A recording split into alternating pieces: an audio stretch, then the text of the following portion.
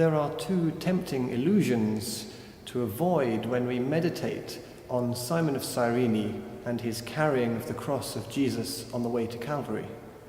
The first is the false picture of Simon as an active and compassionate character who takes pity on Jesus in his mortal distress. This idea was exaggerated to an absurd degree by Monty Python when they portrayed Simon as a goody two-shoes dressed in clean white garments who offers to take up the cross in a kind of travesty of false modesty and charity. When this character gets his comeuppance, taking the place of the condemned man, the audience is encouraged to feel no pity for him. Some Gnostic accounts even claimed that Simon had actually died on the cross in Jesus' place. But this is all wrong, whether it's the fictional fantasy of Monty Python or the Gnostic conspiracy theory. These may intrigue or entertain us, but they're not true. What's true is the gospel account. Simon was compelled to take up the cross. The Roman soldiers forced him. He had no choice but to obey. Very little is actually known of Simon, except that he came from Cyrene in the fertile coastland of Libya. There was a bustling Greek colony there with a large population of Jews, and you can still see today those impressive Greek ruins, including the vast necropolis hewn out of the hillside.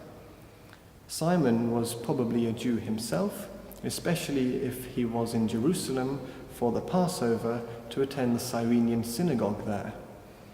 We also know he had two sons, Alexander and Rufus, which implies that these men were known to the early Christian community. But otherwise, Simon is just an ordinary man on the street, just like you or me. He might perhaps have been jeering at Jesus from the crowd, or perhaps silently empathizing with him from the side. Either way, he's caught up in the violence, confronted with that cruel oppression of the Roman soldiers. There's a contrast here with the epic of Ben-Hur. In Ben-Hur, the hero, having earlier been aided by the unknown figure of Christ, is himself attempting to help Christ in his suffering by giving him a drink on the way to Calvary. The soldiers rebuff Ben-Hur, and so he finds he wants to help, but is totally powerless. He is shut out. Christ must continue in his agony alone. But Simon is powerless not to help. He is shut in. He is joined to the agony and humiliation of Christ. There is nothing saccharine about his action. He's just another victim in the passion, and in that moment of darkness, there's nothing else he can do. The second illusion we should avoid is connected to this. We mustn't think of the cross as something Simon can carry with dignity. We have a picture, perhaps, in our minds of a large and heavy cross, which a man might carry almost heroically. Just put your shoulder to the burden, lift your head up high, and march on. But that wasn't really the reality of crucifixion. The condemned man carried only the crossbeam, which was laid across his shoulders, like the yoke of slavery.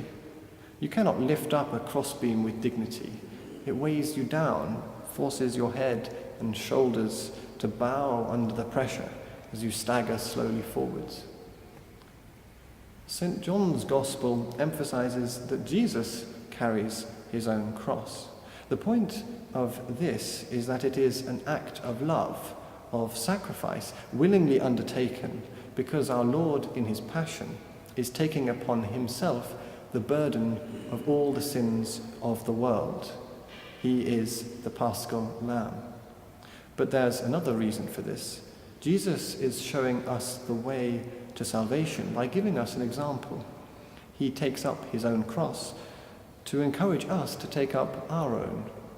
We must accept that the path of love is a path of sacrifice, of self-giving, even in the face of the world's violence and pain. But if this cross is really a yoke across our shoulders, then let's recall what Jesus said about that. My yoke is easy and my burden is light. Jesus tells us to carry our cross, but reassures us that it will be bearable, that is, if we draw our strength from him. This is where our choice lies. Simon of Cyrene was forced to carry the cross, but we are free to take up our cross. And perhaps Simon's experience brought him a new freedom too. In his closeness to Christ, his sharing the pain and humiliation of the Son of God, Simon was privileged to witness the perfect example of God's love and forgiveness. As Christ on the cross forgave his tormentors, did Simon perhaps find it in him to forgive them too for his own share in that passion? He was compelled at first, but free in the end, free to be converted to Christ. Just as the cross leads to the triumph of the resurrection, perhaps Simon of Cyrene, after his suffering, found new life through Christ.